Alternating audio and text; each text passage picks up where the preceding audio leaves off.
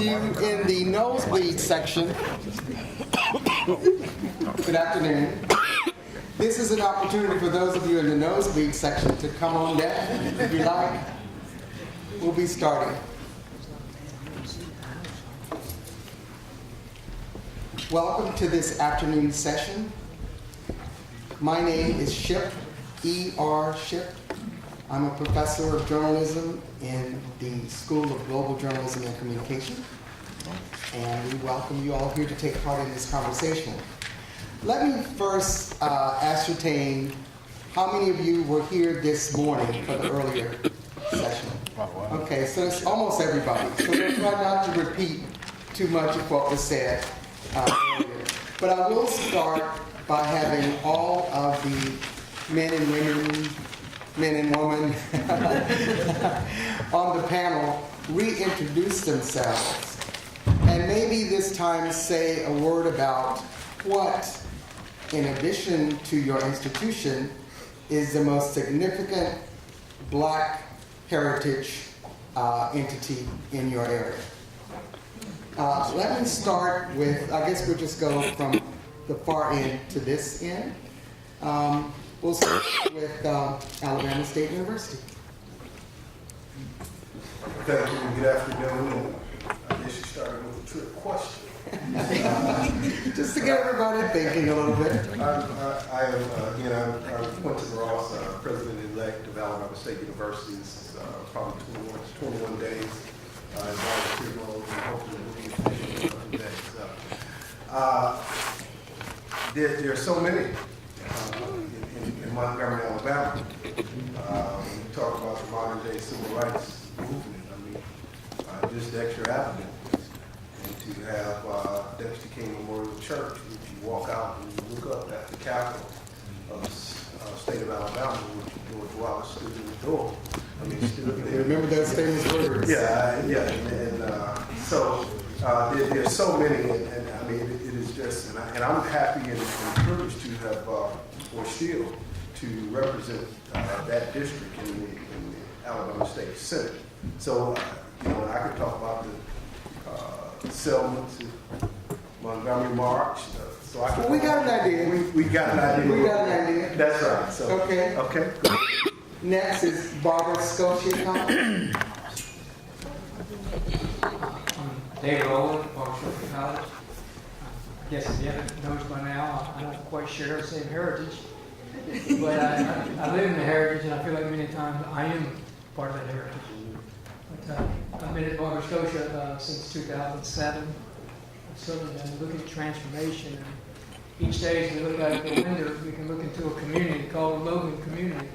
And the community housing that abuts our campus provides name to the Secretary of the Freedmen Bureau back in the days in the Civil War. So I think when you think about something historic, to me that's very historic to go through. The members of that community are ever struggling with its social journey, I guess, in the Concord area.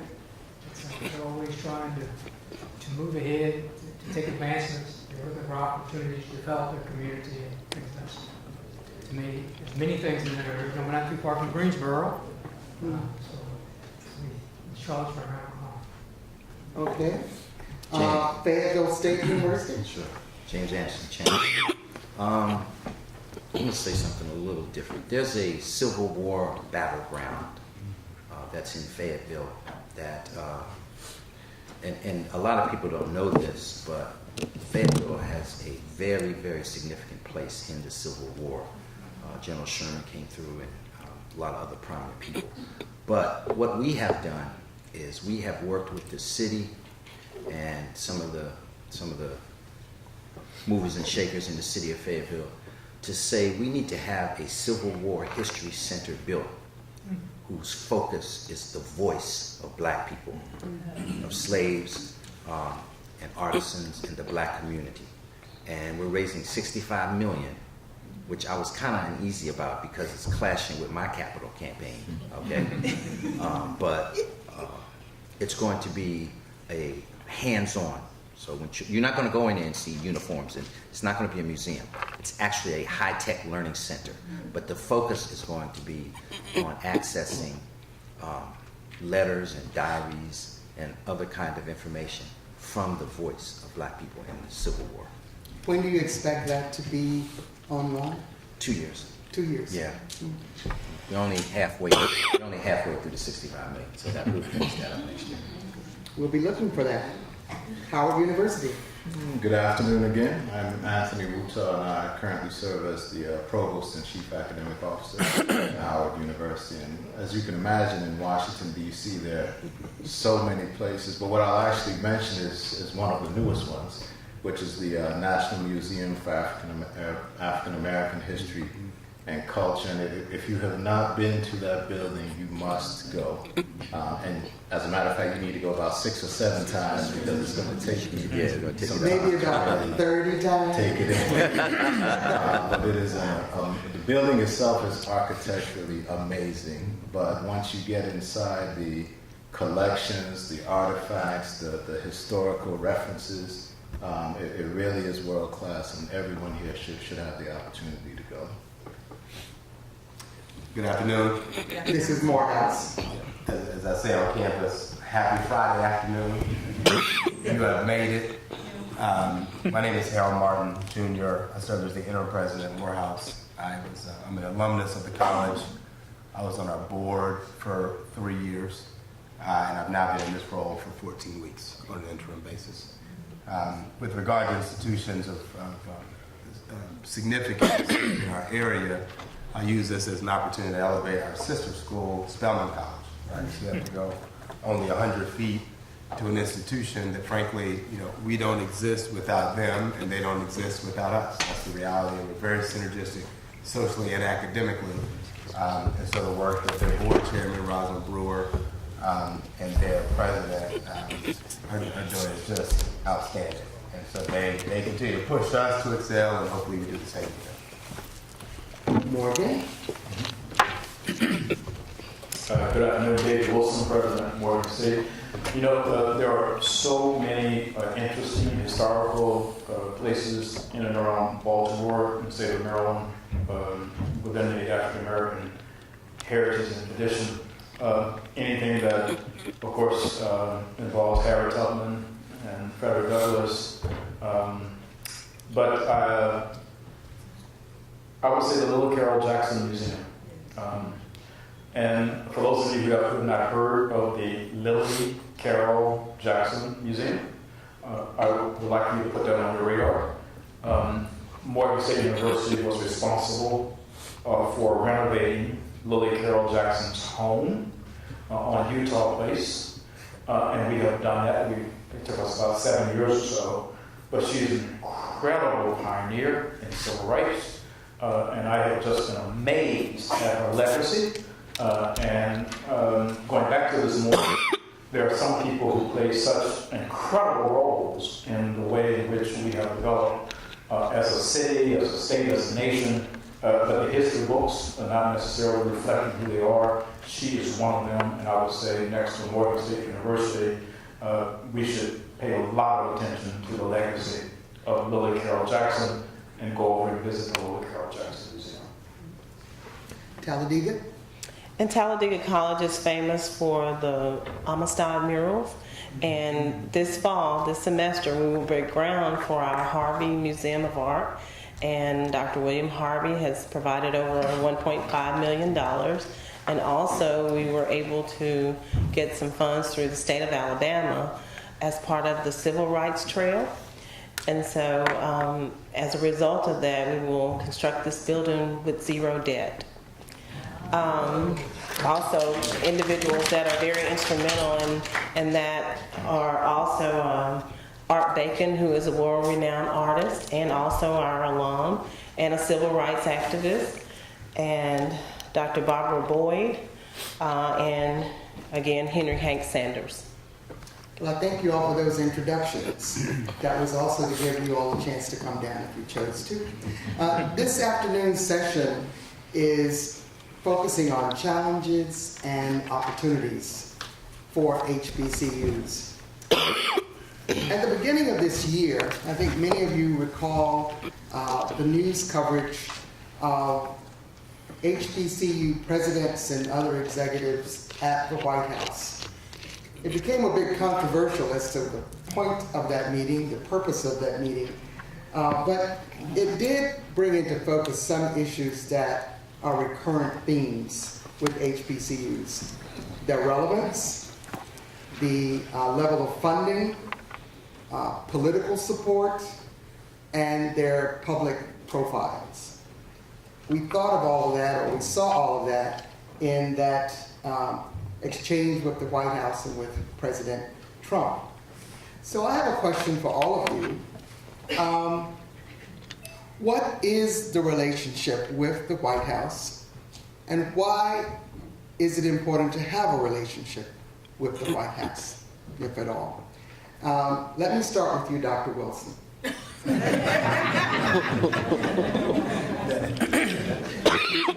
That's because of your relationship with the White House. See, he has a relationship with the White House. That's why they asked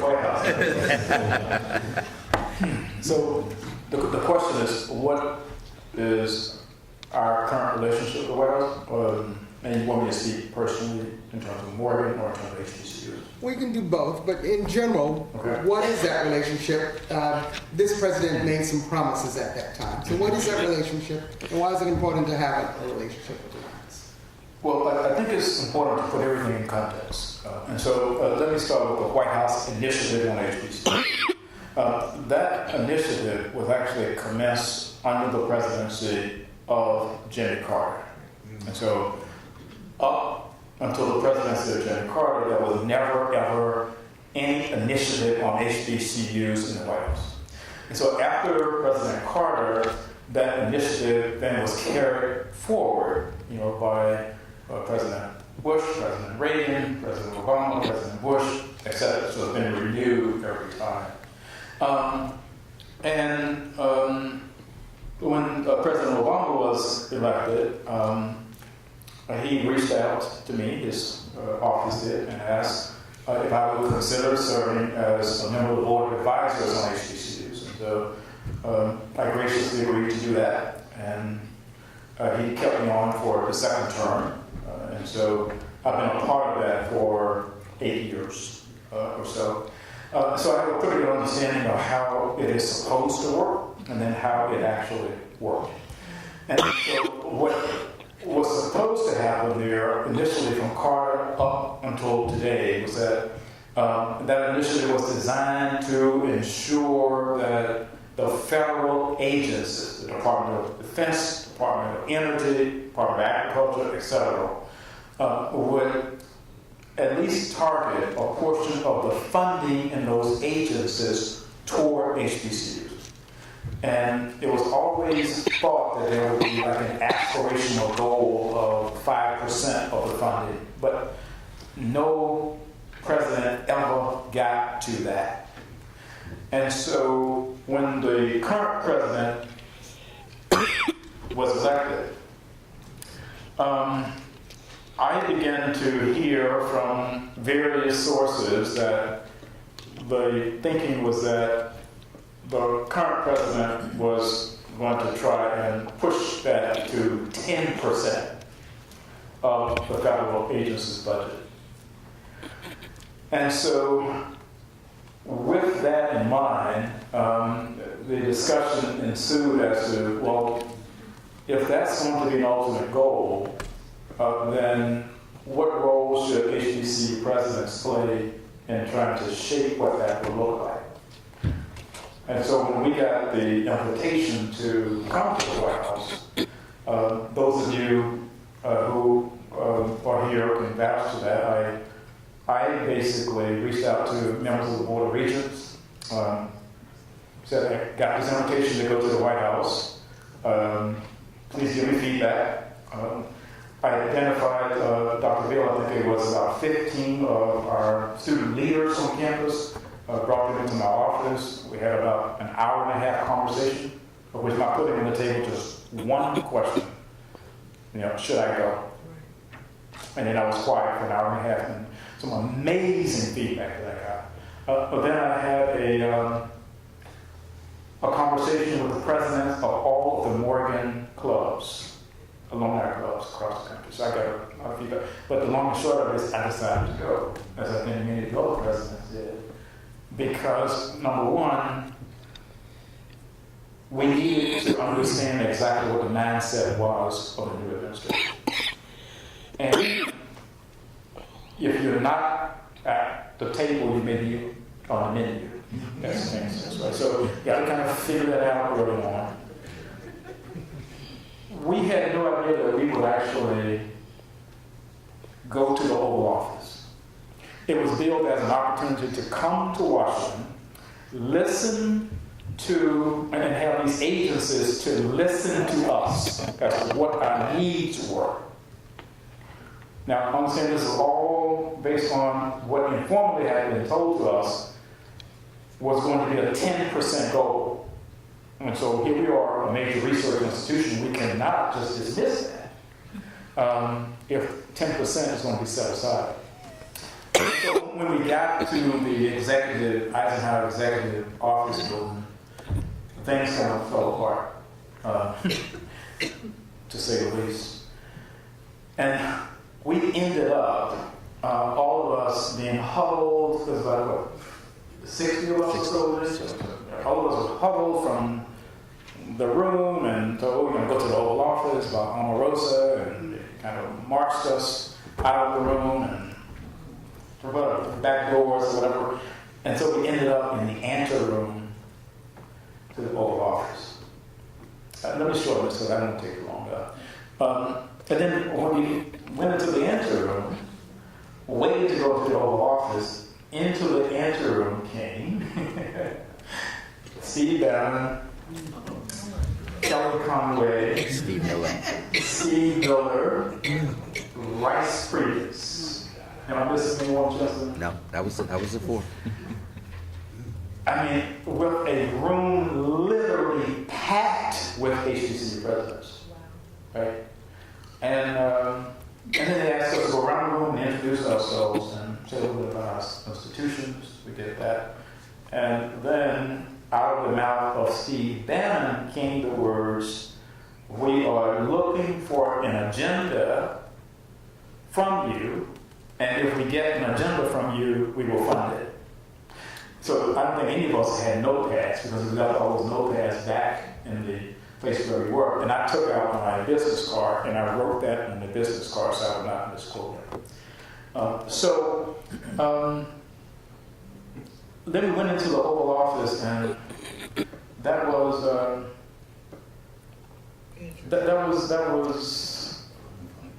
surreal.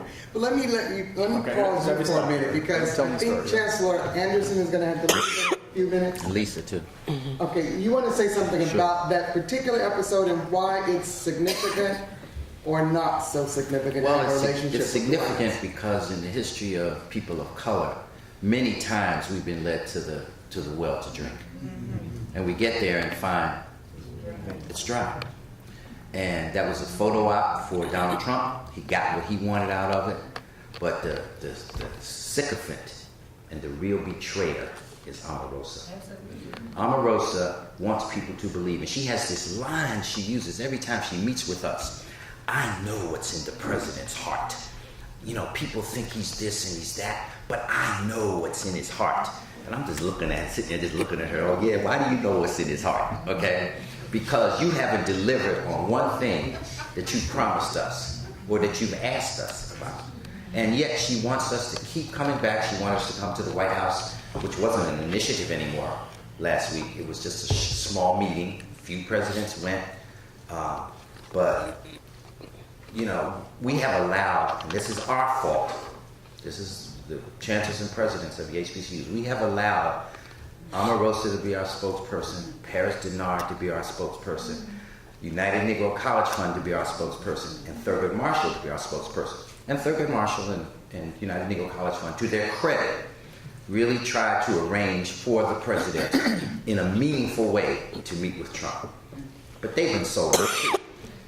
You can't keep saying to me 4 or 5, I'm a street guy from Washington, D.C. You can't say stuff to me 4 or 5 times and it's never going to happen. And I'm going to still sit there and believe you. And that's what has unfortunately happened. Okay? So the real budget strings are in Congress, not with him. All he does is sign executive orders, like Lincoln signed the Emancipation Proclamation. That was an executive order. Okay? It wasn't until Congress abolished slavery that it happened. But the same is true here. Congress, and we met last week with Nancy Pelosi, Alma Adams, arranged that, etc.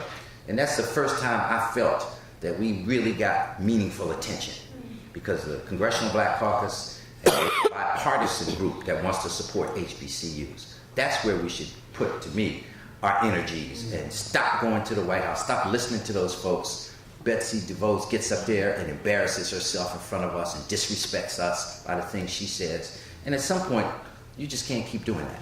You can't keep doing it. Is there a united front among the 105 HBCUs? No, and there needs to be, because until there is, we keep letting other groups be our spokespersons. Right. And it takes senior leaders like David and I to say, okay, we're going to make this happen.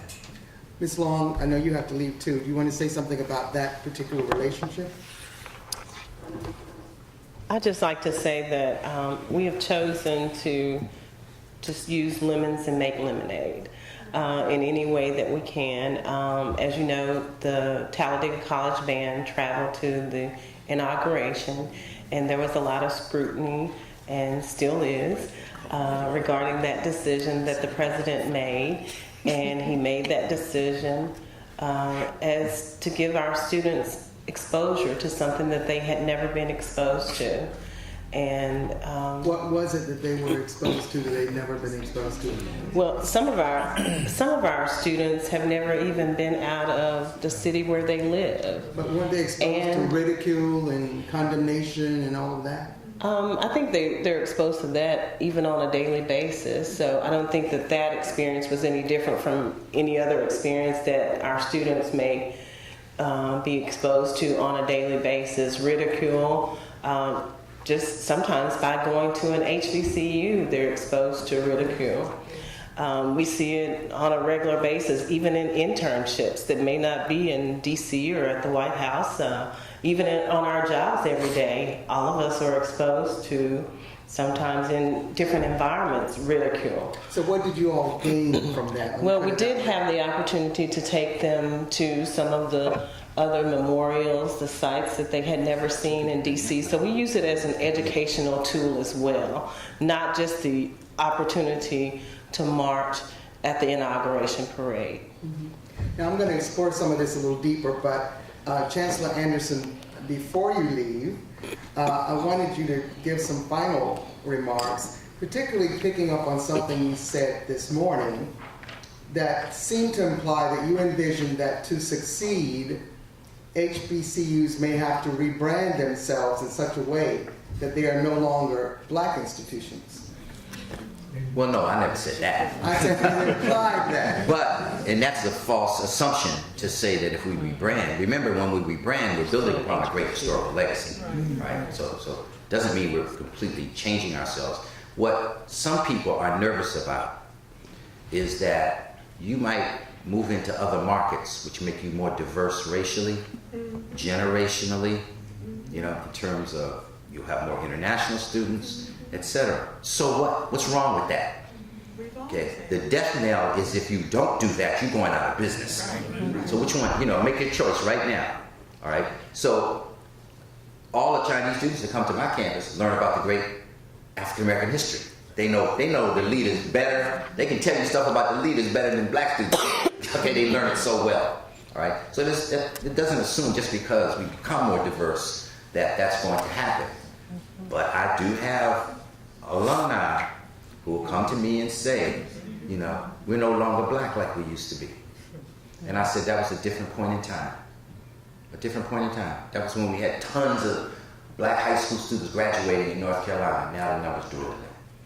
We have to go for more out-of-state students. We have to go for more diverse students, etc. But that's where the market is. And so you make a choice as a leader how to do that, but you never have to sacrifice your original founding identity. Never. Well, do you need to leave now? It's 3. Yeah, we got to leave at 3. Sorry. Good being with all of you. This is Chancellor James Anderson and Ms. Lisa Long. Thank you very much. Thank you. Thank you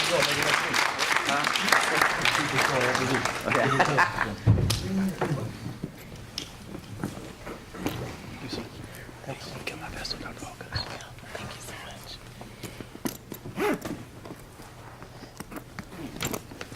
And Miss Shipp, Dr. Shipp Adams, the icons. I might not have seen Maxine Ward, but my comment, I met you two, and that was more than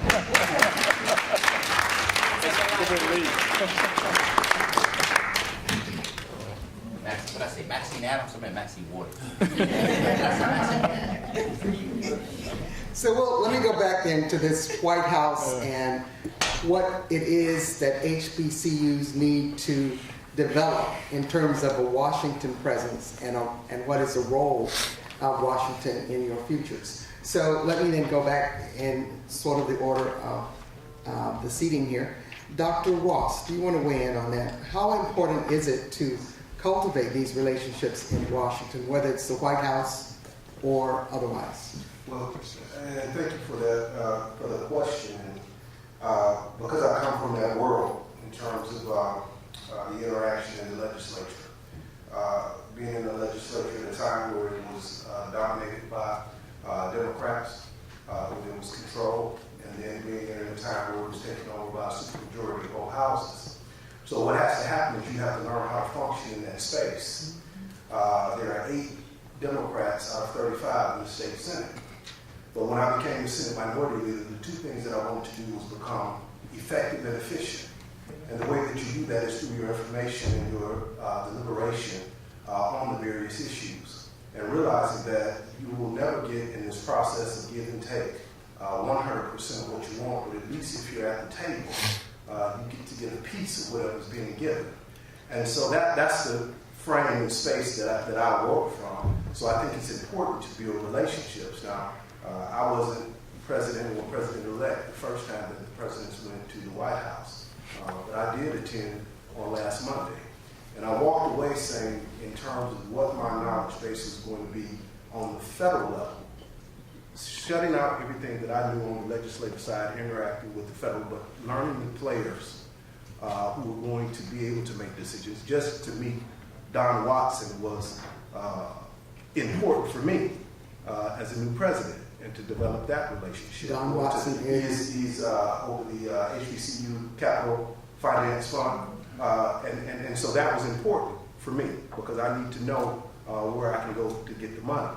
To engage with E.T. Windsor from the department who works with the student aid and those type of organizations was important to me because I need to know what we can do to help our students on the campus. And they also had individuals there, the different guarantors there, to talk about the programs that they're developing out of the necessity to help our students that come and that become borrowers.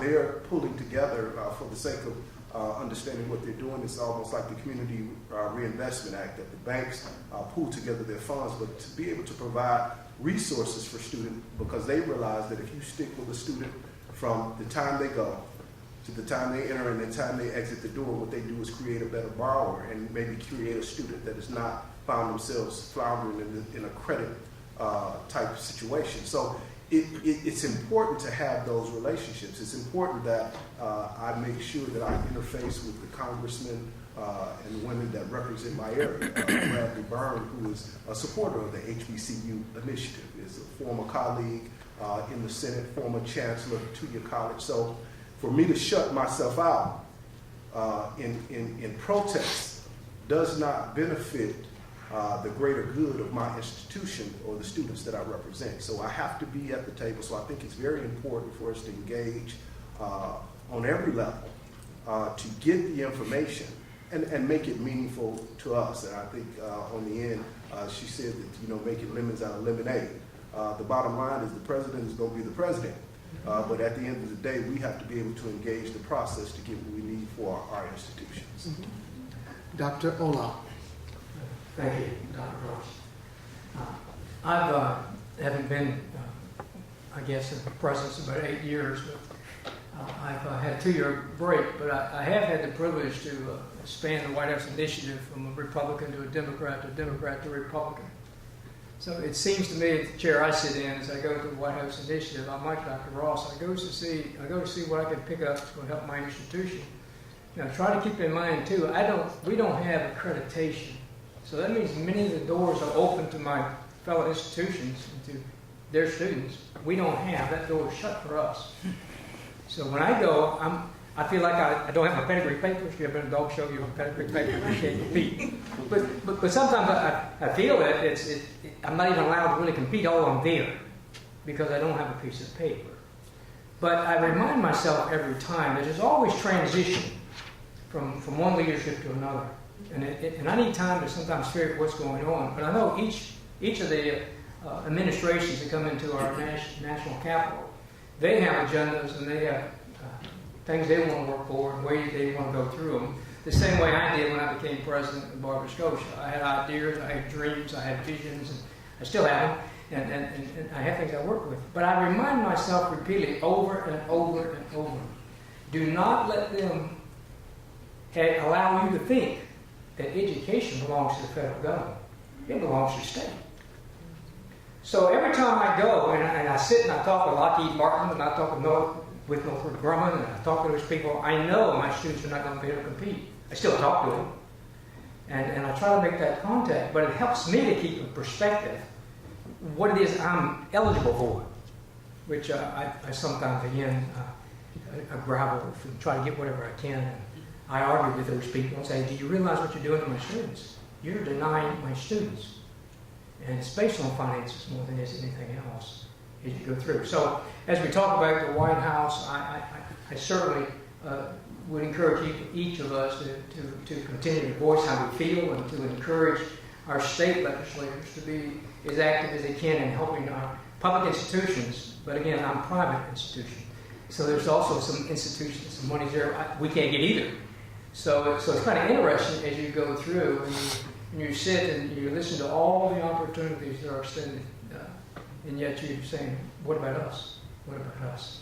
So I do think that we are blessed that you allow us to participate at the table, and we learn a great deal from you, and certainly from my esteemed colleagues. I have learned more today than I've learned in a long time, and I certainly applaud them for their faithfulness and their service in going forward. But I do remember, I think someone said sometimes be careful how you look at people till you walk in the shoes. Once you walk in the shoes a while, then you're able to better see. So I would encourage all of us, regardless of where we feel politically, to remember that those that are at stake are our students, the students of this nation. We want what's best for them. And each of us should fight and claw for everything we can get to help our students, regardless of what we have to fight with. But thank you. Dr. Wuta? Yes, good afternoon. You're good. Okay. Good afternoon again. As a Push it up. Oops. and then hold it above the green. I think I may. Can you hear me? Yeah, it's better. I think as an institution, Howard is in a much different place from our sister institutions for one primary reason. Two, we're actually in Washington, D.C., and we're the recipients of a congressional appropriation. We're one of two universities in the country, the other being Gallaudet, that receive a direct appropriation from Congress. So we don't have the luxury of determining that we're not going to engage with the federal government or we're not going to engage with the office of the presidency, because we have to engage in a meaningful way. We probably interact with the Department of Education on a weekly basis. So when the meeting took place, I was not president. I was not present because I was not the president of my institution. But there was a lot of thought that went into whether or not presidents should attend.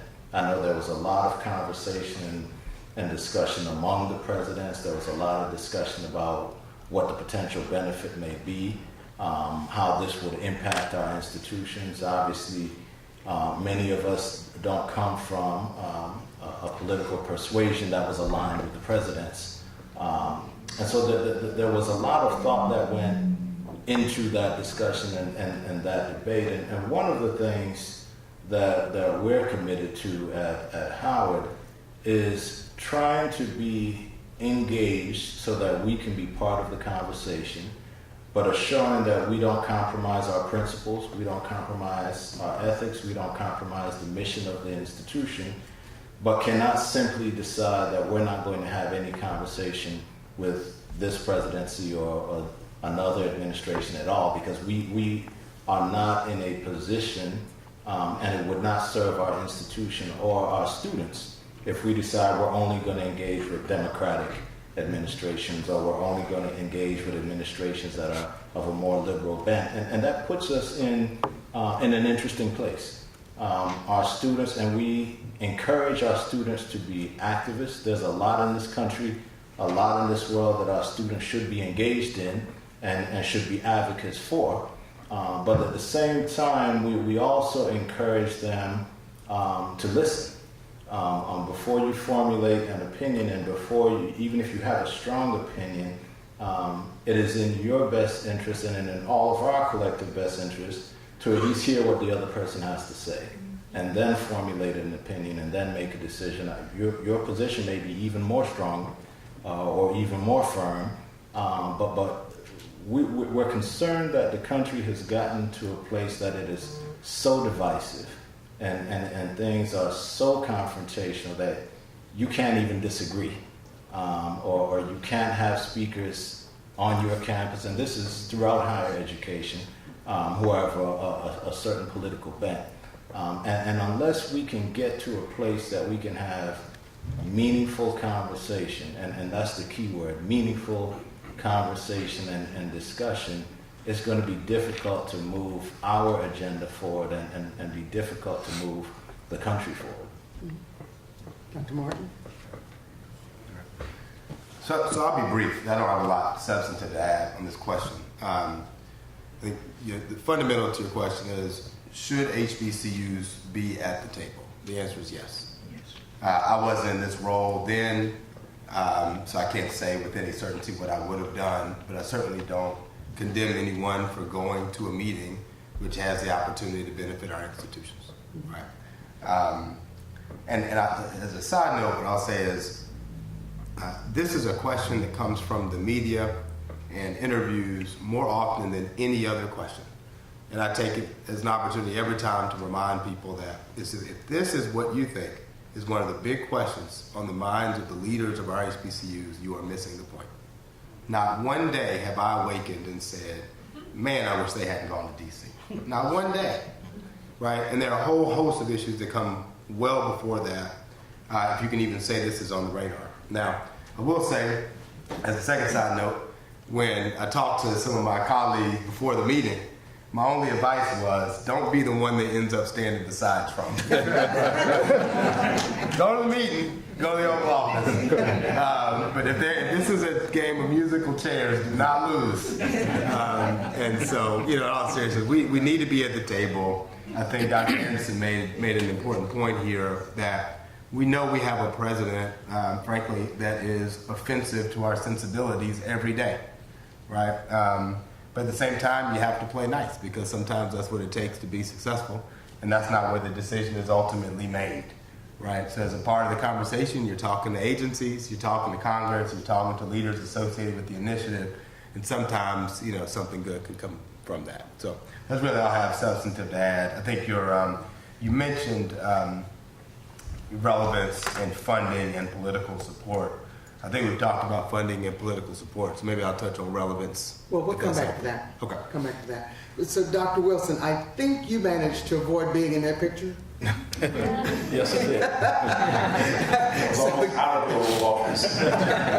But you have indicated earlier, I think, today that the real focus is on obtaining funding, grants, et cetera, from the agencies. So can you talk a little bit more about that and how successful you have been from the point of view of Morgan? Mm-hmm.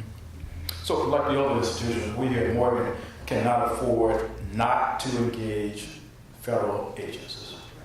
And so I, as president of Morgan, I, David Wilson personally, I find so many views and so many positions taken by the president to be divisive, to be repugnant, to be borderline racist, to be insensitive, and to be very troubling.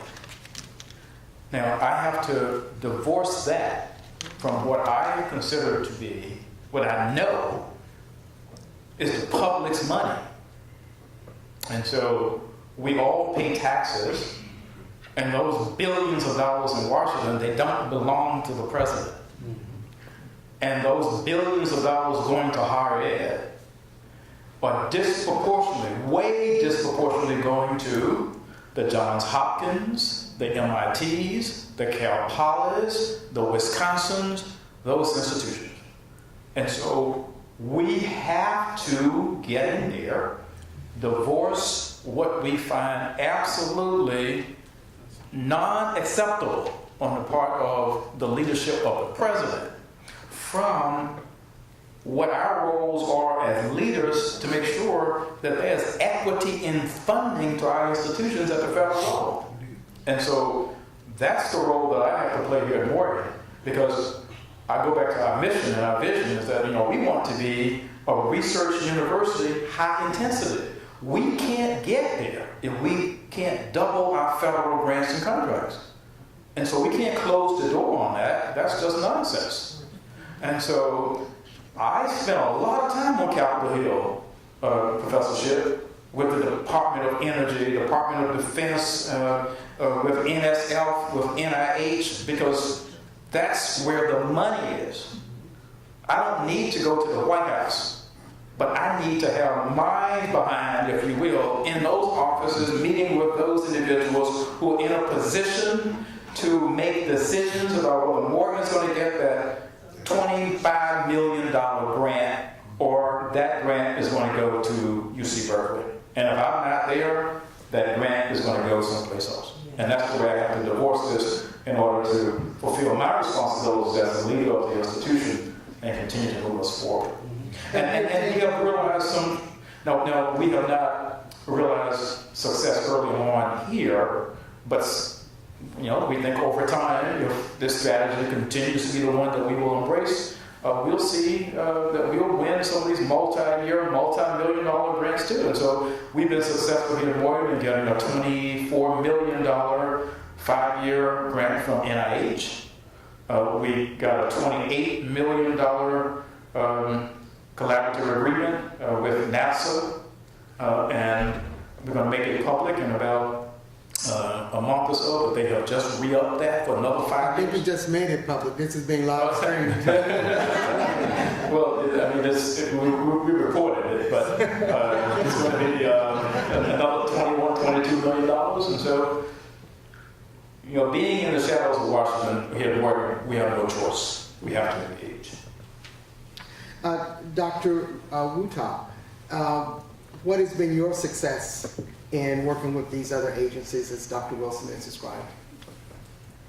Well, as I was mentioning, we interact very significantly with the Department of Education, and I would say either on a weekly or a monthly basis. But because we have the benefit of being in Washington, D.C., we also interact with the Department of Energy, with NIH, with the FDA.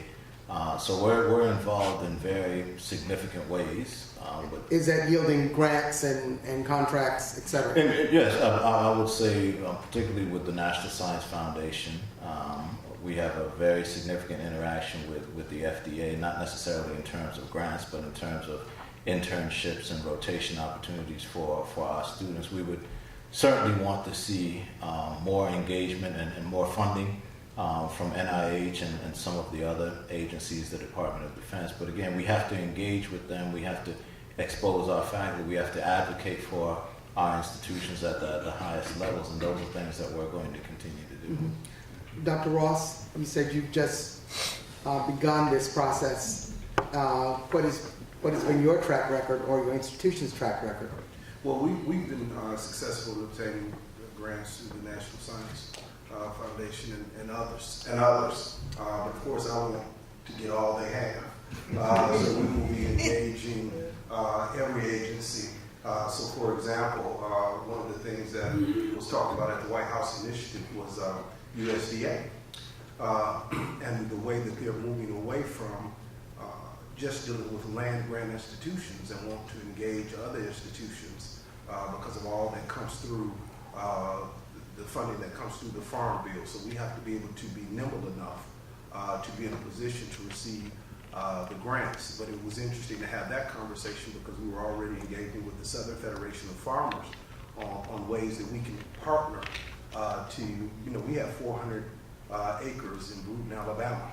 Alabama State does. And so they're sitting there right now, but we're going to use it to find ways to engage for more research, to be able to show ourselves friendly to receive some of the grant dollars. So it's just being nimble enough to think outside of the box. Of course, engaging the National Education Association and Center for Great Schools, where they have just recently awarded a grant to a university for a social justice center. So just being able to give breath to whatever we're doing on the institution level to interact and receive the grants we're looking forward to. Dr. Ola, I heard you mention a few times that your school was not accredited, that you lost that accreditation in 2004? Yes, ma'am. So tell me how that works. What are the limitations on the opportunities that your students have because of that? Well, that eliminates all federal assistance through the Title IV based grants. So what are you offering your students then, I guess I'm asking? Paper money and institutional aid. Pardon me? Paper money is institutional aid. So we give all our students who come to Barber Scotia a financial reward that exceeds what the federal government would give them with no loans. So when you take our tuition fees, about $22,500, by the time we give them $8,000 in institutional aid, down to $14,500. So that's all paper money. But to a family, that means they know they didn't take that home perhaps. And it helps bring us down. And then we're able to, since we're not federally funded, we're able to expand our work study program. So all of our students are able to get work study. How long we can do that, we don't know. But that also helps us with our infrastructure, and helps us with our operations to have the ability of our students. Many of our students are a little older. I think last year we were around 24, 25 years old. So it makes a difference. They've been on the workforce. They've been decided to go back to school and looking for an opportunity. They can't get in some of our sister schools. And so they don't want to go to community college because of their age. So we end up being a viable option for them. So we serve a good population. But I think it's also part of the reason that as we reorganized and refit, our board took the liberty to write a new strategic plan, looked at a new curriculum. So we're kind of moving a little bit to where we can do some workforce development. We're trying to make sure all our students get a certificate within their first 18 months of school. It's certified through a vendor for either something in the medical field or something IT tech, things of that sort. So we think that's going to expand our opportunities for our students to be skilled, and if they drop out, they'll have some kind of papers to help them find their jobs, and they'll have good resumes and hopefully experience. So, but the money is a tremendous struggle for us. So we are just rebranding. We're trying to take advantage of what is out there, especially when we start looking at workforce and technical education. We combine it. It's what we're business entrepreneurship. I'm excited. We have business entrepreneurship programs. It's a major part of what we're trying to do. We started the renewable energies with the only HBCU I know that has any direction in renewable energies. We've been able to work with this private solar providers. We're hoping it's going to come out for us. So we're excited what we're doing, and we're excited to be here, and we're excited with our sister and brother schools, and we have examples to help us be better at what we do. Mm-hmm. Now, the word rebranding has come up several times today, so I'd like to ask each of you what it is you're doing to rebrand yourself, if that is indeed what your institution is doing. And as you're rebranding yourself, how do you remain true to your roots? Start with you, Dr. Wilson. I think Chancellor Anderson addressed this very well before he left, and I touched on this morning as well. And I said I think that I had to never naturally be a little cross-eyed, which was you kind of look into the past to make sure that you're carrying with you into the future that which has made the institution great for the first 150 years. But at the same time, you cannot ignore the fact that the next 15, 20 years are going to be so unlike the last 40 or 50 years. And so if you ignore that, it is at the institution's peril. And so in terms of rebranding, in terms of what we're trying to do here in Morgan, it's not necessarily just about changing the demographics per se.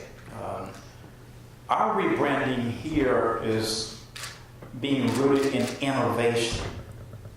And so how do you rebrand the institution around innovation? And that requires everything. So when you look at the way this building is built and the one next door, the space for learning is very different than the space for learning in Holmes Hall. And and that was by design. That was with a high degree of intentionality to promote innovation everywhere. So in the next building, I don't think there's any classroom in the building we just opened in August that has permanent seating except in the auditorium. Because as we go in and out of these corporate spaces and other spaces and look at what that environment is like, we are so far from that in terms of the way we educate. And so the rebranding, I think, around innovation is very, very important. We are rebranding Morgan around that which we are. The preeminent public urban research university in Maryland, born of the HBCU tradition. And I think not to take advantage of that opportunity and elevate this institution to now what does that really mean to be the preeminent public urban research institution is to vacate the leadership space. And so we got to figure that out, and then we got to come forward to the state to say, okay, now you've designated us as such. I need an additional $50 million a year in order to adequately equip my laboratories, to have the research assistants, et cetera, et cetera. So that is the rebranding. And then the global piece. We cannot dismiss the fact that our students are not being educated to compete with the graduate at Morehouse or at Alabama State or at Howard. We have our competitiveness amongst us, which is also very, very healthy and good. But make no mistake, the student that walks across our stage and gets our sheepskin, they have to understand that they have to compete with that student who's walking across the stage from the University of Peking or from the India Institute of Technology. And so we have to brand our institutions around this global space and give our students an opportunity to become globally competent. And they're not fumbling in that space when those opportunities present themselves. That's the way I'm talking about rebranding. It's not the institution must now be 55% white or X% this. Is rebranding how people think about the institution. And we want people, anyone, anywhere in the world, when they think of Morgan State University, one of the first things that will come to mind is one of the most innovative institutions in the United States of America. Dr. Martin, I know that issue of rebranding came up recently as you all were making the transition in your leadership, as I recall. So what is Morehouse doing in that regard? Yep. So I'll highlight two areas. One is how we're going to market with regard to our student recruitment. So it's our intention to grow our enrollment about 15 or 20% over the next several years. We think the way that we do that is to communicate a much more modern representation of our brand.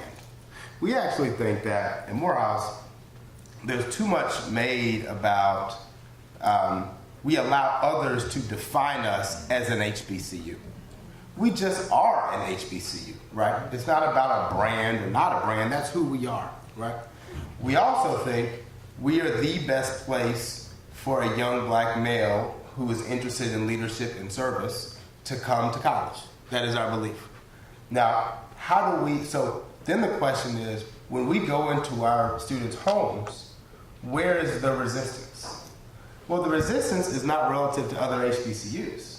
I'm talking to young men about Georgia State as an option, right? So let me give you a couple side notes on Georgia State. So Georgia State is 3 miles from us. Georgia State graduates more black students than any school in the country, period. Let me let that settle in for a second. Than any institution in the country, period. In their residence halls, 2/3 of the students are black. Okay? Their 6-year graduation rate for black students has more than doubled in the last 5 years. So we have to change the narrative. So when you're talking to our institutions, the question should be, why is your graduation rate flat when an institution that doesn't look like us is doing a better job with our kids, right?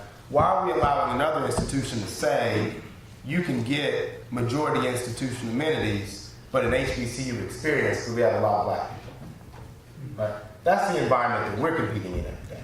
So when I'm talking to young men and their parents, what I have to explain to them is, this isn't about number of black people. That's not what makes Morehouse Morehouse, okay? You name one black student who went to Georgia State University. Just one. You can't. You can name hundreds who went to Morehouse. Why? Not because of fame, but because of consequence. So our impact is leadership. So you should not have that self-hatred gene that makes you feel subconsciously like a white institution is better because it's white. Mm-hmm. Right? Mm-hmm. So when people talk about relevance, frankly, I don't worry about convincing people who don't look like me about the relevance of HBCUs. That's right. I'm worried about convincing people who do look like me. Right. And that's actually our major hurdle. Right? When I'm talking to a family and they say, well, this young man can go to NC State or he can go to Morehouse. What are you even talking about? This isn't a decision, right? We have not gone to market consistently enough about what we do every day so that it's clear that that is an obvious choice, right? Mm-hmm. So when it comes to call that branding, call that emphasis, call that strategic focus, but we are very serious about differentiating ourselves relative to the options that don't look like us so that we remove that question from young men and their families. So that's number one. And we're very, very focused. Now, I mentioned the We Are Morehouse campaign. That's a big part of it. So we're going to be very innovative in meeting young men where they are and how they're learning about institutions and how they're making decisions so that they're learning about Morehouse in the right way, not in the way that someone else is framing us to be. So that's one. Second point I'll make is when it comes to sources of funding. Of course, we're going to be in Washington. Right? We have a substantial lobbying infrastructure. That's important. These relationships matter. We do the same thing in the state of Georgia. But ultimately, we would like to get to a place where we are truly a self-sustaining institution. Okay? How do we get there? In our mind, the biggest shift is we have to think about higher education differently. We have to think about our institutions as problem-solving entities. We're not purely academic institutions. Okay? When federal agencies or major foundations invest in an institution, they're not doing it to do you a favor. They have a mission and a mandate they're trying to accomplish, and they're assuming that you're an extension of that solution. So let me give you an example. So we talk about social justice reform. That's certainly part of the legacy of Morehouse, as it is in many of our HBCUs. But none of us have actually built the center, the institute, the entity that is fundamentally moving the needle in criminal justice reform, right? We think we can. We think we can do that in education reform. We think we can do that in wealth inequality. We think we can do that in public health. That is connecting our research interests with our curriculum and our faculty and online tools and alumni and strategic partners, and organizing around solving these fundamental issues based on our legacy and tradition and what we bring to the marketplace and our brand. What we find is a lot of our partners, they want to be associated with college because we're the college. And sometimes we forget who we are, and we have to remind ourselves of who we are. I'm not talking just Morehouse, I'm talking HBCUs generally, right? So we're not defining us as a group in the same way that I can assure you there's no PWI panel right now. He says, what's the relevance of predominantly white institutions? No, they're talking about the value proposition of their own. So let me just say one final point. So we're very passionate about this, and so it's not so much a rebrand, and maybe in some cases it's literally a rebrand because it is who we are, but we are reminding people that this is who we are. Okay? So I really think we all need to do a better job of collaborating with one another, sharing ideas. I think everyone in this group has expressed a willingness to that. A lot of them frankly wouldn't be here. Spending more time just talking and sharing ideas that allow us to accentuate our individual brands. And then when you aggregate all of our institutions excelling in the areas where we're special, it all elevates the tradition of HBCUs. Dr. Ross, what are you rebranding, or how are you rebranding? Well, first of all, we're going to start out with we are ASU. And I hope you don't mind that. But both of these gentlemen have articulated it well, and just by me coming in, just to add to the discussion, I think it's important for us to take a look at ourselves as an institution at Alabama State University. We're a great institution, we do a lot, but we need to take an overall view of the academic enterprise to see where we can hone in and be a part of this rebranding. We know who we are, but we just have to be good at what we do in every area. I think for me, we should be the college of choice for any student walking out of a high school in Montgomery, Alabama, and beyond. And so that's a goal because our institution, we're uniquely positioned in the state of Alabama, in Montgomery, which we have many institutions that surround us, but we should be the school of choice. And so working to do that, to ensure that, make sure that a student that's in high school in Montgomery, Alabama understands that ASU can provide them an education of a lifetime. So I think really getting in there with the faculty, staff, and administration, student body, and us working together on a vision moving forward to discuss how we rebrand and again make ourselves nimble enough to compete globally. But I think that what we hear over and over again in our dialogue is the need for collaboration. I steal an education. If I see a good idea, I'm going to take it and use it. And I think we just need to do more of it because I think it strengthens all of us. And again, just being here, meeting these distinguished gentlemen, really gives me a sense of hope because they have been places and they have ideas. And just the exchange of this of ideas, I think, makes us all stronger. So that's going to be a part of our moving forward and how we distinguish on our brand. We're going to open up the floor for questions, so if you want to make your way to microphones, I think there's one. Is there one on that side? No. So there's one here. Okay. And I'll ask another question while people are making their way to the microphones.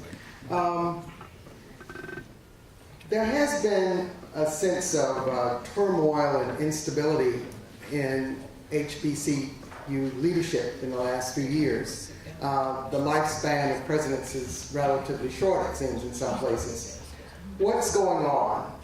Is this a matter of outside forces making it too complicated for presidents to succeed? Are expectations too high from the alumni, from the trustees? What is going on in terms of leadership? Anybody can jump in and tell us that. Well, maybe I don't know. I may represent the poster child for turmoil. You know, our institution has gone through several different, you know, leadership changes. Quite a few within the, you know, last little while. But of course, being on the outside looking in and having a unique perspective, legislatively and politically, I think that the political bantering is a lot that causes discord in some of our on some of our college campuses, and I can speak for ours. But my hope is, because what the individuals have to understand is that no one person or their ideal or what they look to achieve is bigger than the university and bigger than the students that we serve. And I think that oftentimes that is what has a stronghold on our institutions. And for example, in the state of Alabama, it wasn't until 1975 that either Alabama State or Alabama A&M got their own boards of trustees. And from that point, the only way that an individual could be appointed to the board was by the governor of the state.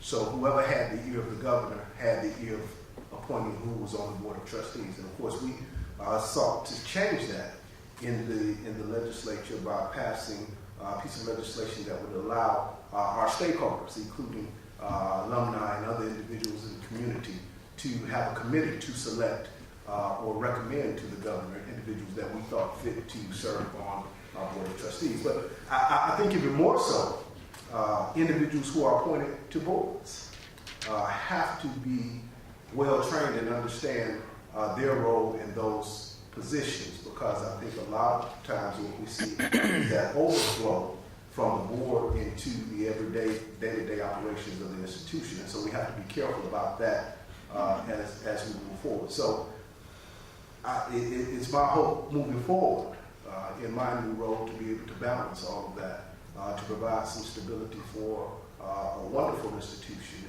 And as I've told them from the beginning, we have a big tent. We want everybody to be up under. All of those who have contributed, they can come. But you know, we all have to move in one voice in one direction. Dr. Wilson? So let me see, how can I address this? And I see Regent Malcolm lining up at the mic, and she, I'm sure, is going to address this comprehensively. But here's just sort of what I've seen in the 7+ years of my being president of Morgan, looking across some of the HBCUs who have changed presidents, and some of those individuals have been very, very good friends of mine. I think there is a lack of clarity between the role of the board and the role of the president. The board is policy, not administration. The board has one employee, that is the president or chancellor, not other vice presidents, not the provost. That's it. And where I've seen issues on campuses, it is this lack of understanding of the role of the board and the slippage into administration. And then I think the worst scenario is when you have individuals in the administration who are close friends with board members, and board members begin to empower those individuals in a way that could undermine a president or a chancellor. And you have to be very, very adroit in this space, else you're going to get the kind of breakdown that I'm talking about. So, very simplistically, that's sort of the way I see this. And I think institutions that have stumbled have been ones that have not gotten this right. And then the last piece is the board chair. if you find an institution that is humming along, doing well, you find that the board chair and the president have figured out how to work together, right? And you have to have that synergy. And just because a board chair worked well with a previous president doesn't mean that that person can work well with another president. And there should be no hesitancy in making sure that that is brought into alignment. And when it's not, you're going to get upheaval. That's just my take on it. Well, we saw some of that happening here at Morgan, I think, a few years ago. Let me take questions from the audience. I just want to elaborate. Turn it on, Dr. Malcolm, and then hold it I just above want the to grid. elaborate on that. For me, it's been painful to watch so many of the institutions basically get into serious trouble because of governance issues.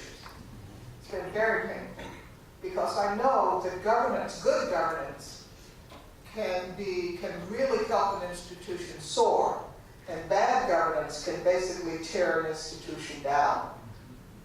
The first time I served on an institution's board, it was as a member of a replacement board for a board that had essentially failed in its role.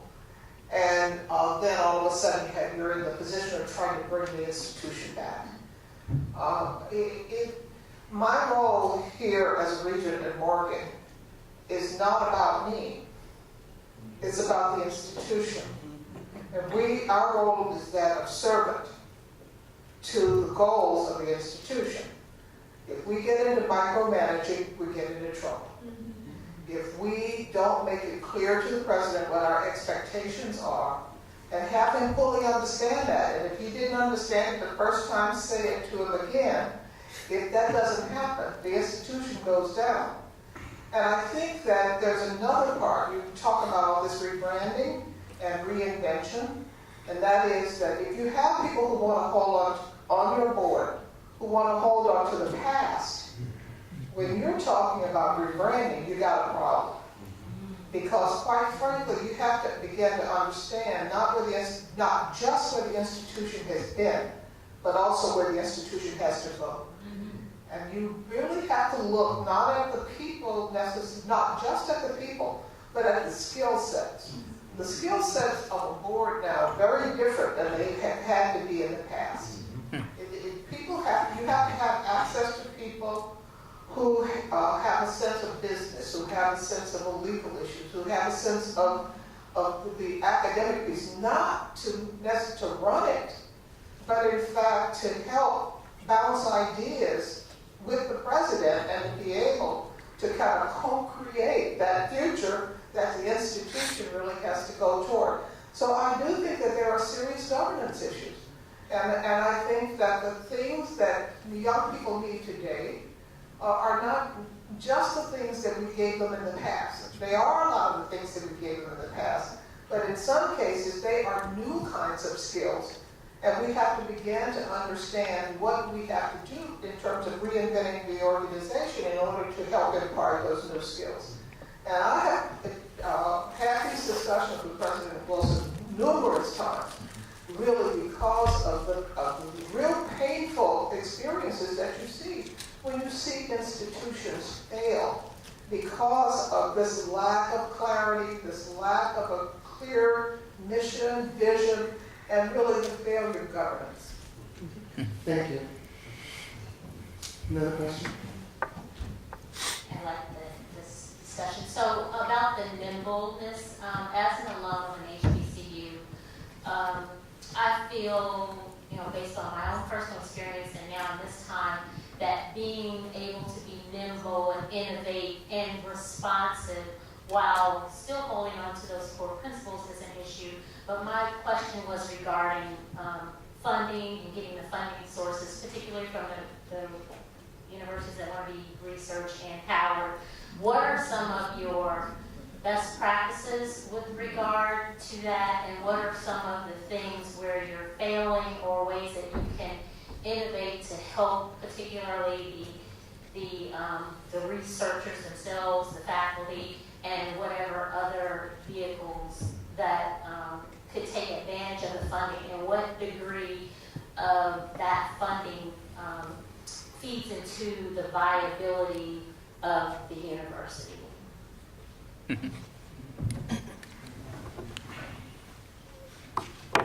If you could stay near the mic, because I don't think I'll remember all of the questions at once, but sure. If I could comment on, because I had mentioned at the earlier session that one of the things that we're doing, and I think we have to do across the board institutionally, is look for additional or alternative revenue streams. And so we had mentioned some of the collaborations that we are undergoing with some developers and realtors to help us in terms of our buildings and infrastructure. One of the other things that we're doing, and it's in part because of it's in part demonstrated by our collaboration with Google, is that we have to partner more with private industry. And we have to do that both in terms of research opportunities for our faculty, funding, and also opportunities for unique educational experiences for our students. Like Morgan, we are a research-intensive institution, and that requires certain types of commitments that we have to make in order to recruit faculty, to renovate labs, to support graduate students. And so we have to also help our faculty in terms of grant writing, developing their skills as researchers, developing skills and having workshops so that they can be more productive, and also from the administrative level, meeting with the leaders of federal funding agencies, meeting with foundations so that they can help us. We can present them with ideas about things that Howard or Morgan State or Morehouse can do uniquely to address an issue, whether it be an issue related to diversity or an issue related to health disparities, which we may be uniquely suited to be able to address, or in various other STEM fields. We need to make a stronger case why Howard is better positioned to answer certain types of research questions than another institution because of the skills and the background of our faculty, but also because of their commitment to certain types of societal issues. And we've taken advantage of a couple of opportunities. As I said, we spend a lot of time down in Washington with various federal agencies. So I guess about a year or so ago, I took my vice president for research, dean of engineering, dean of computer mathematics and natural sciences. We all went down, and provost, we went down to the National Science Foundation. And they all opened their arms, and if you will. We met with all the directorates, all the heads, and we went with an agenda. And it was, look at the pivots of research grants we're getting from NSF. We have to be more competitive.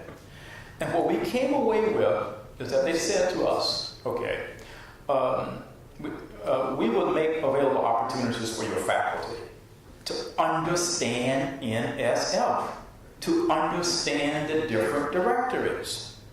And so we came back, Victor McQuarrie then organized a bus load of faculty members. And we took them down to NSF. They stayed for half a day or so as a first opportunity to say, okay, in this directorate, there's $1 billion. And this is what is designed to do. In this directorate, there are $2 billion. This is what this is designed to do. And here's how you need to be thinking about it. Not just going after money that's been set aside in a minority pot, because that's small. Right. But here's where the big money is, and here's how you need to be thinking about it. And then we employed the same strategy with NSA. And so that's a part of what we were talking about here in terms of being innovative, is that first of all, you got to know where the money is, and then you got to say to people, well, open up your door and let us know how to get it. How our faculty members here can serve as reviewers on some of these grants, so they know what is involved in the decision-making process. And so all this is laying the groundwork for Morgan saying, well, you know what? We want the $50 million grant now. But I do think that you have to lay the appropriate groundwork for that to happen. And that's sort of just a couple of examples of what we're doing here. Another question? Oh, I'm sorry. Good afternoon. I'm Olawat Hudson. I'm a former of Morgan State University. I'm a faculty and administrator, and I love to consider myself as one of the biggest cheerleaders of our students at Morgan. Welcome, presidents, and thank you for being here. I know when I walked in the library not too long ago that there are quite a few students actually streaming this live. So what I'd like each president to do, if you don't mind, is give one message to all the students who are listening to this. What is it that you love about your HBCU students? About their students? Yes. I love my students' brilliance. I have rarely seen such brilliance in one place. And I love how innovative they are. I love the fact that they have owned the fact that they are the future and they should not accept any of this foolishness that's coming, wherever it's coming from, to lead them to question the fact that the cat is out of the crack, right? And it's not going back into the house. And in 15 years, they are going to be in the majority in this country. That's not going back.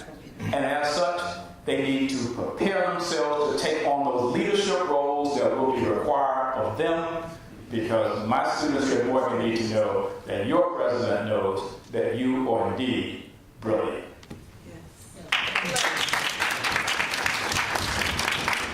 I would say that what I love about Howard students is that they're not only academically excellent, but they're agents of social change.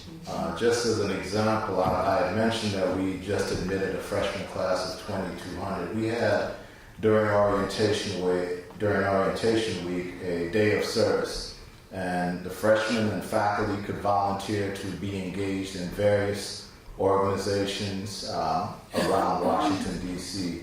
Voluntarily, over 1,800 of the freshmen volunteered, participated in opportunities to feed the homeless, to be engaged at homeless shelters, to work with young children. And that's not something we forced them to do. That's not something we insisted they do. They just have that sense of responsibility to the community and that sense of responsibility that I want to make a difference. I'm here to get an education, and I want to make an impact in the communities that we serve. And I love that about our students. Dr. Walton, you take that next. I think you have to leave also. And I will. Well, listen, speaking as a former student of Alabama State University, but in talking about the students, I love the diversity amongst our students. They come from so many diverse backgrounds, but they come with a positive energy to be agents of change. And if you were at that performance last night, to see how talented our students are, there's nothing anyone in the world could tell me about the students that we have. They are so talented, engaged, and ready to really take on the leadership role. So I'm hopeful about what the future holds. But when we come from so many diverse backgrounds, that makes us strong. And so I'm just hopeful that we can continue on to project that to all who seek to come to Alabama State University, that we are a family of diverse individuals with the tenacity and intellect that's second to none. Thank you.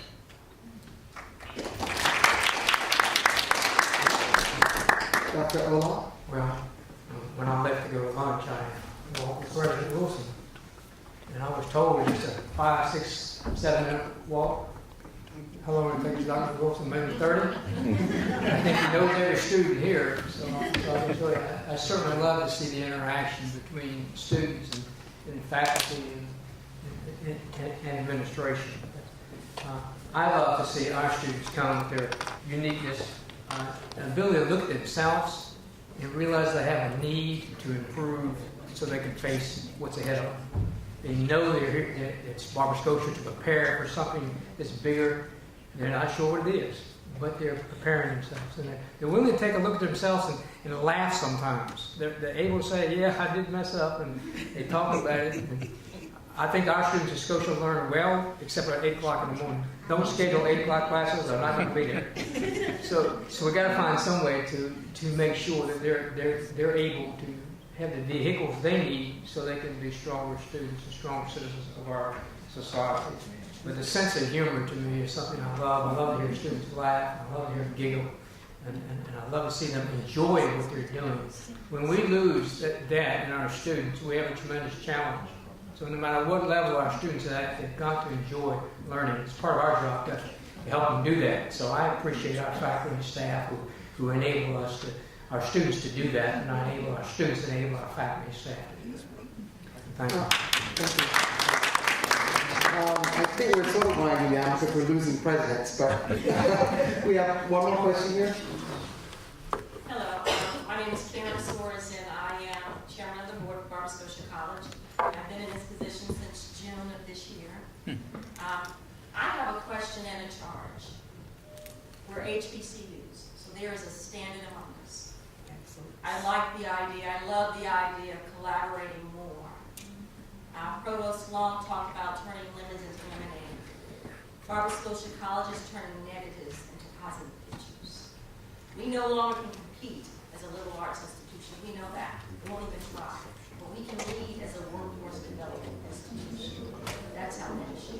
In renewable energy, in technology, we want to be the campus of all things IT and all things energy. So we want to build the electric cars and all of that. My question is, will you soon, and very soon, presidents, come together as 105 HBCUs and do exactly this? Build your value position amongst yourself. You are entrepreneurs. You have the buying power to do many things. And I'm going to help you with that. We were asked by NTIA, the National Telecommunications Administration, to lead the initiative to enhance and expand broadband across all 105 HBCU campuses. We're going to lead that. So we're going to be reaching out to your institutions over the next week and have our first meeting as 105 institutions in mid-October. So my question is, will you schedule a meeting of 105 institutions who can come together and build that value proposition? In the meeting with NTIA, the question came up is, what carrier will we use? How will we do this? My position is, we become the toll operator. We become the carrier. That's the power you have. You become the internet service provider to your community and to corporate America, to your space around you, to your environment. Thank you very much.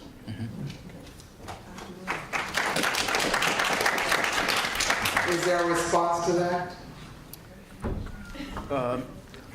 I think it would be, I love the concept, and Morgan would love to hear more, and I can speak on behalf of Morgan.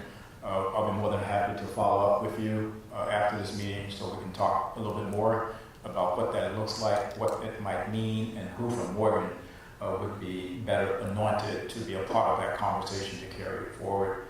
In terms of a national convening of HBCU presidents, 105, I would say the best organization to approach to do that perhaps would be NAFIA. Yes. Yes. And I'll just add to President Wilson's comments. Howard would certainly be interested in finding out how we can participate and assist in this. I wouldn't presume to speak for our president, but I think he is also very interested in the convening of the HBCU president. So that's something that we would like to also discuss further. Let me... I think I could participate. Well, I had a couple of points or questions I wanted to raise about how you are handling certain issues on your campuses, and then we will prepare for our reception later. How are you dealing with issues that arise about the welcomeness, I suppose, on campus of LGBTQ students and faculty staff. How do you engage your campuses to focus on this population and make them feel that they are indeed part of this family? I think about 4 years ago, I established here at Morgan a president's advisory council on LGBTQ issues. And at the time, it was co-chaired by Dr. Kevin Banks, our Vice President for Student Affairs, and our Athletics Director. We were, I believe at the time, the first HBCU to have such a council, especially reporting to the president. That is very, very active. It's supported by my office. We have a big umbrella here at Morgan. Everyone is under that umbrella. Every single student, every single faculty, every single administrator, every single alum. That's who we are, and we intend to continue down the path of supporting all of our students at Morgan, all of our students at Morgan, regardless of however they define themselves. Dr. Woodruff? I'll just add to that certainly Howard as an institution, we're extremely diverse, and part of that diversity is our LGBTQ community, and President Frederick has been very clear in his commitment. And just as an example, we have for the first time in the history of the university 2 openly gay individuals serving on the cabinet. The president had engaged in a serious discussion and conversation with LGBTQ students probably about 2 years ago, and just had a very heart-to-heart conversation about their needs, about what the university needs to do to be more supportive of them. And as a result of that, there was an event sponsored during homecoming called the Lavender Fund. And so it is a reception that takes place during homecoming. It's really the first time that as a homecoming event that there is an opportunity for the entire Howard University community, but really sponsored by the LGBTQ students and the Office of the President, to have an open welcome of all of our students and our alums who are of that community. Dr. Ola? Yeah, I would say that sometimes being a small school, we don't quite feel the pressure that some of the larger schools feel. I'd also say that North Carolina's been, especially around the Charlotte area, has been struggling with the first bathroom bill. We've been struggling for some time trying to see how our local governments and things would handle those situations and the impact we've had from professional explorers. But Barber Scotia remains a private institution. We've remained Christian-based, which I say that means all of our students take between 15 to 18 hours of Christian education, basically that keeps us in an area we try to rightly articulate what it is we believe is said through Scripture. And so far we haven't had any challenge with that. I do realize that it impacts our whole city, where we live, things we do. But we really haven't had any kind of call out one way or the other from where we're at. Community seems to be very accepting of each other, regardless of what our gifts and talents and our lifestyle choices are. So we haven't really been impacted with that. Mm-hmm. Some schools have decided that it's not worthwhile to spend so much money on athletic programs. Is that something that any of your institutions have given any thought to? With the argument being that the money could be better used for other things? Yeah, again, we're so small, but I think it's a part of us, each of us inside, that we have a certain sense of competition, a sense of excelling in areas, things we enjoy, to invest our time and do things. I do think at times we take them to extremes, And I think that's the balance we have to do in our athletic programs. We have to find a way to balance the worth and the values of competition in athletics, along with what it is to grow properly and be exposed to the challenges and the difficulties that you can learn to overcome with teamwork, dedication, and competition. You know, there are all those little minute things that we can't measure sometimes, that we gain so much through the athletic field, but we do have a tendency maybe to take them too far sometimes. So I really believe what you said, we have to keep it in the right perspective. We've had discussions at the board level periodically about our athletics program here at Morgan, and the board and I as president always keeping an eye on cost. And we have not, I believe, Dr. Dre, we haven't raised our athletics fees now in 5 years. But I really value the role of athletics at an institution like Morgan. Much more than I value the role of athletics at Auburn and at some of the other schools. Because here, our students truly are student athletes. I think the students at Morgan and at other HBCUs give true definition to student athlete. And you'll be amazed at the number of students across our 10 sports, our 13 sports, who are majoring in business and engineering and chemistry and physics. And they are not playing those sports because they see themselves playing on Sunday. They're playing those sports because they see themselves in C-suites and basically getting what they need here at Morgan to enable them to have successful lives. And then those programs actually imbue, Ms. Pryor, a certain kind of pride in the institution amongst alums. And so while you are investing on the one hand, on the other hand, I mean, I'm not looking at our alumni giving here at Morgan, it has gone from 6.4% to 17%. That leads the nation almost in terms of, so there's no other public institution in the state of Maryland whose alumni are giving at that level. None. I'm not talking about HBCUs, none. But that creates a certain kind of pride in the institution. And so you may get some of that back, if you will, on the back end that you're investing up front. Mr. Winter?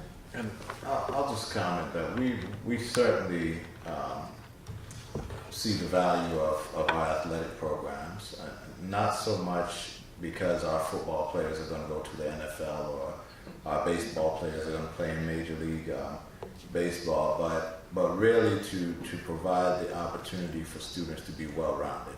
And as President Wilson had spoken to, our student athletes are truly student athletes. As a matter of fact, the average GPA among our student athletes is higher than for the student population in general. And I don't think you would hear that at Auburn or at Maryland or at any of the Big Ten or ACC schools. But the difficulty we have is because the cost of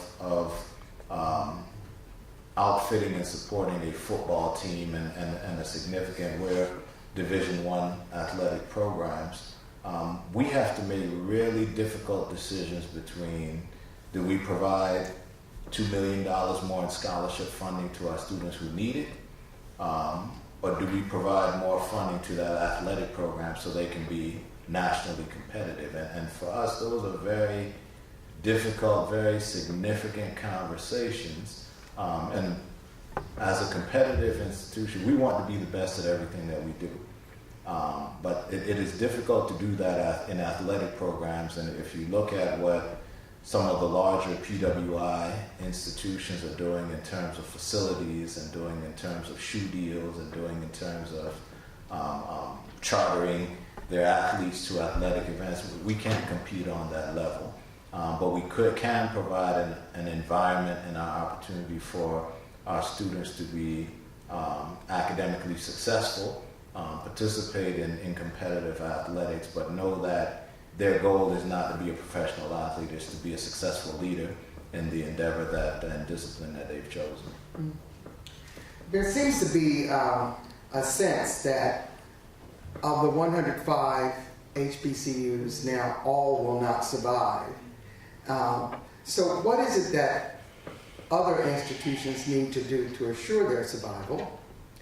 And what is it you're doing to assure that your institution will be here for another 150 years?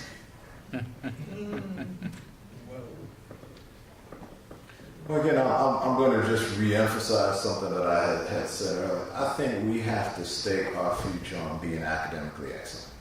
I don't think, unless we can demonstrate to students and to parents and to employers and to the federal government, whoever it may be, that if you come to Howard University, you're going to get an excellent academic experience. You're going to be competitive. You're going to be trained to be a leader in your field, and you're going to provide value to whatever company, graduate school, or employer that engages you after you leave Howard.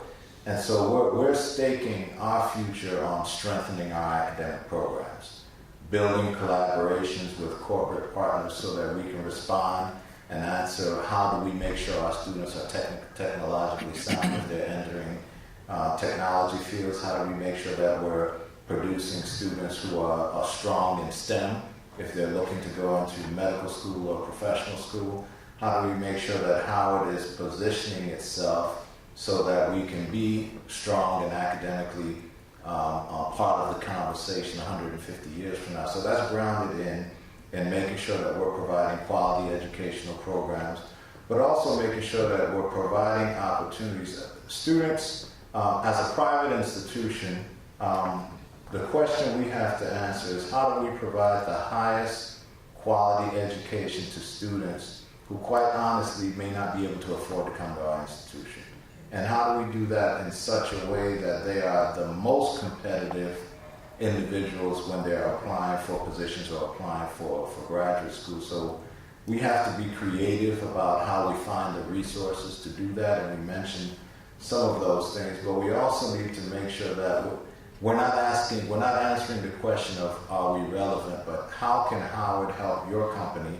How can Howard help your graduate school recruit the best and answer the issues that you have related to diversity and related to your workforce? We're best positioned to answer that question. We're best positioned to provide to you graduates who are at the top of their game. I think this is a complicated question because I do think that for the small private HBCUs with 1,000 students or less, there are severe challenges. And those challenges cannot be addressed by continuing to elevate tuition because, at some point, and we're seeing that now, parents are saying, well, what am I getting for $40,000 a year, right? And so we're seeing those students actually make different choices. So those institutions, I think, will certainly have to have some very serious conversations about some of the things we talked about today. I think for Morgan, I want to be very clear. I cannot see any scenario where Morgan State University will not be thriving a century from now. And I think that is going to be rooted in several things. Number one, it's going to be rooted in our ability to maintain niches in some critical areas and to produce high quality graduates coming out of programs that are well regarded. Number two, coming out of the court case, I think is going to be a function, and I feel very good about this, of certain programs not being available on every campus within a 3 or 4 mile radius. And so you're going to drive the market to a point where you say, if you want to have a BS degree in X, this is your choice. And if you don't want to go here, then you go out of state. Now, for the who knows, for 6 or 7 years or so, because you got to get over that perception thing that we talked about earlier. You may have some students going out of state, but that's not going to last forever. That's going to only last through their memory period. And then the behavior is going to change. So I see a very good scenario for us there. And then last, I do think that we have to, at the state level, be aggressive, assertive, aggressive, however, and we have to be vigilant in basically making the case to the state level. I get $93 million a year from the state. And in the vernacular, that ain't enough. Right.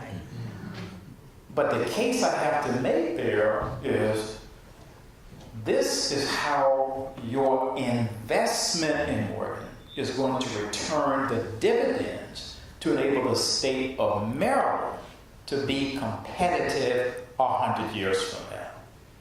And you will not get that from any other institution except Morgan. So that's sort of the way we're thinking about positioning this institution in the short term, so that it will be very, very strong in the long term. And then finally, you know, we just got confirmation this morning from Moody's. I think we have to always demonstrate that we may not have enough money, but that money which we do have, we know how to manage it. Because all this factors into this whole narrative at the state level. Well, you know, we put money over there and they can't manage it, right? And so Moody's just reaffirmed our bond rating as A1 with a stable outlook. And I think there are only, so we're tied with only 2 other HBCUs in the country that's having the highest bond rating.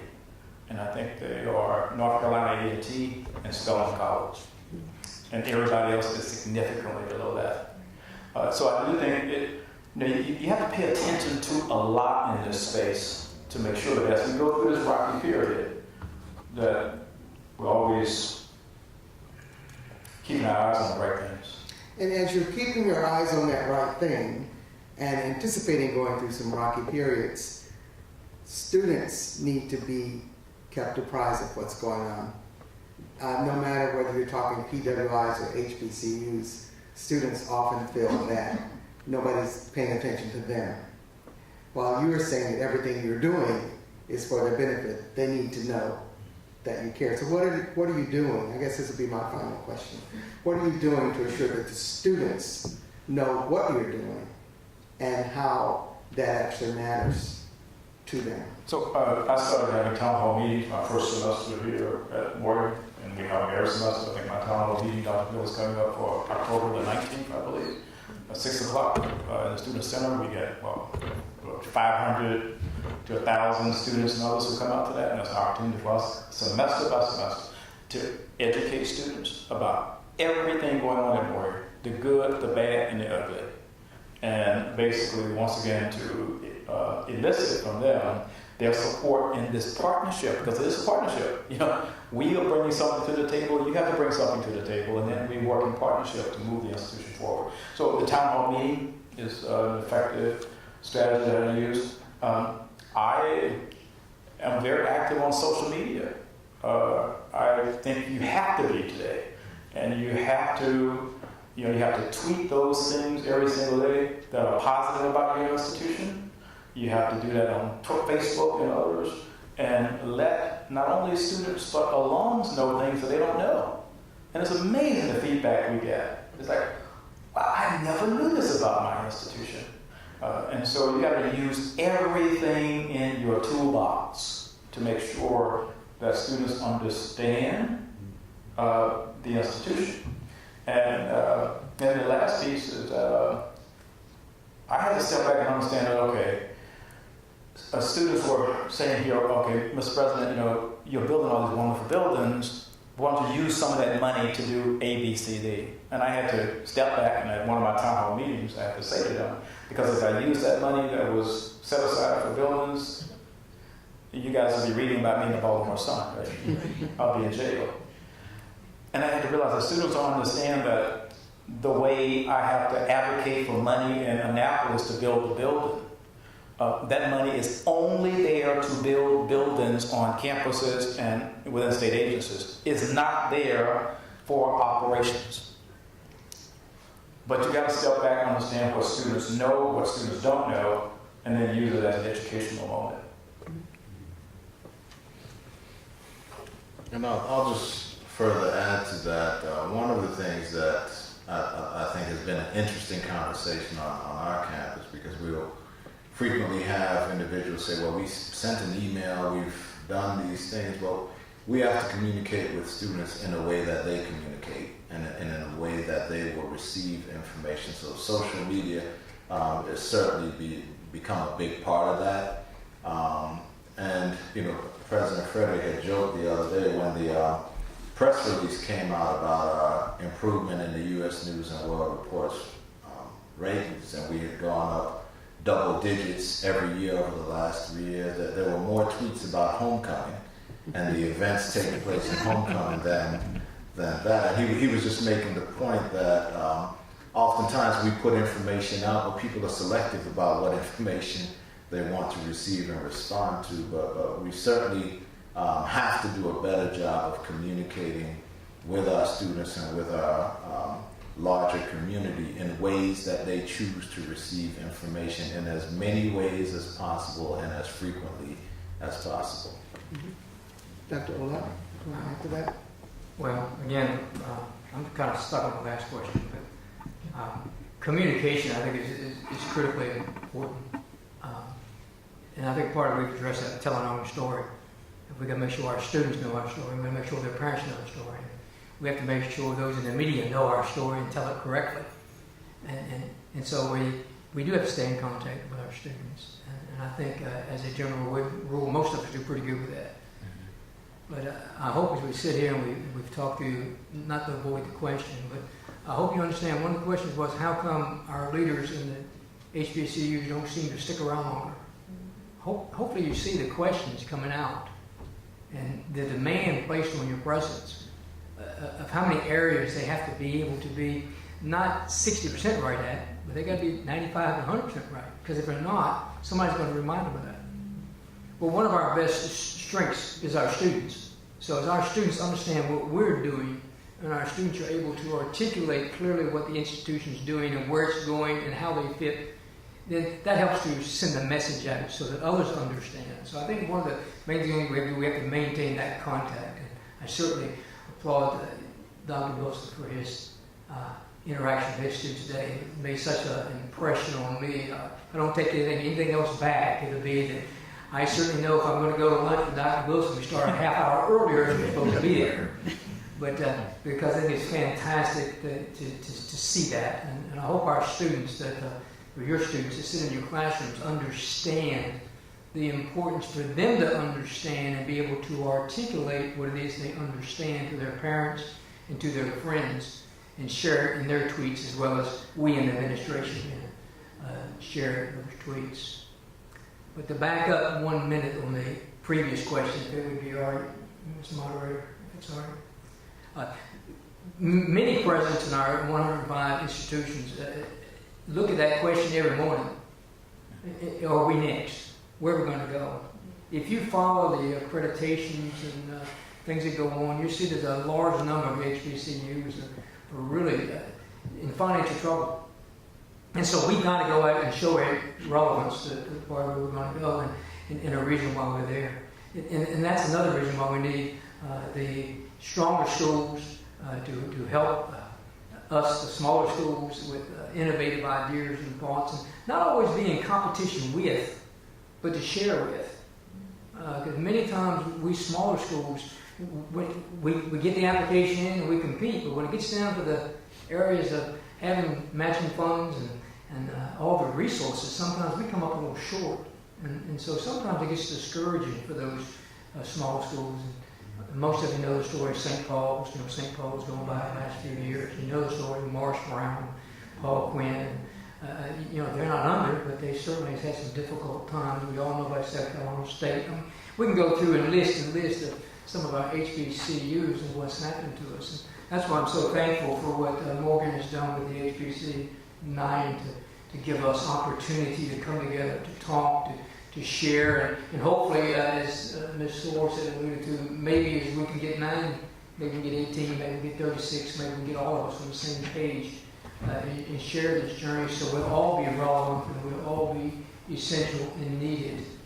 And I think that's a common goal of mine. Of course, I'm on the low end, but I certainly appreciate it. Thank you. We'd like to thank everyone who is here. We'd particularly like to thank our 3 presidents who are remaining here. We're now about to adjourn to the atrium for a reception, and I'm told we will have live entertainment from Joe Clare, who is a comedian. So I thank you again, and we'll see you at the reception.